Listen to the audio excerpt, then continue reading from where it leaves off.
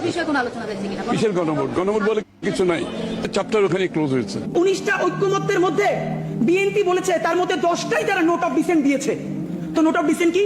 Note of dissent হলো আপাত দৃষ্টিতে আমি এটা মাইনে নিলাম, কিন্তু আমি আসলে এটার সাথে একমত না।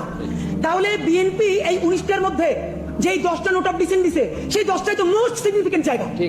তাহলে বিএনপি সরকার গঠন করার পরে এর একটাও যদি বাস্তবায়ন না করে তাহলে আমরা কেন বিএনপিকে ধরবো বলেন? মানে আইনি বাধ্যবাধকতা কোথায়? বিএনপি তো তখন বলবে কেন ভাই, আমি তো বলেই দিয়েছি স্বাক্ষর করার সময় যেখানে আমার দ্বিমত আছে, এখন আমি এটা পারতেছি না বাস্তবতায়। মজার ব্যাপার বলি, সরকারের কয়েক জায়গায় জিজ্ঞেস করেছি বলেন তো 19টা মৌলিক সংস্কারের মধ্যে আপনাদের কাছে একটা মোস্ট সিগনিফিকেন্ট কোনটা? তারা বলেছে সংসদের উচ্চকক্ষে পিআর ব্যবস্থা আনুপাতিক হারে। এবং আপনাদেরকে জানাই রাখি, সংসদের উচ্চকক্ষে যে পিআর, বিএনপি এখানে নোট অফ ডিসেন্ট দিয়েছে। যে সংসদের উচ্চকক্ষে বিএনপি যে নোট অফ ডিসেন্ট দিয়েছে এটাও যদি সে বাস্তবায়ন না করে তাহলে আমরা মানে আপনি ভাবেন আমরা কি কারণে, ঠিক কোন কারণে আমরা এখন এই কথাগুলোকে বিশ্বাস করবো? রাজনৈতিক দলগুলোকে তারা ইন্টারিম থাকা অবস্থায় আমাদের চোখের সামনে 47কে নাই করে দিল, পিলখানাকে নাই করে দিল, শাপলাকে নাই করে দিল, নিরাপদ সড়ক আন্দোলনকে নাই করে দিল, বিচারিক হত্যাকাণ্ডের কথা তারা বললো না। যেই তারা ক্ষমতার মসনদ পেয়ে যাবে এই কথা বলার পর যে আমরা আবার জেলে যাবো না তার প্রমাণ কি আপনাদেরকে বলে?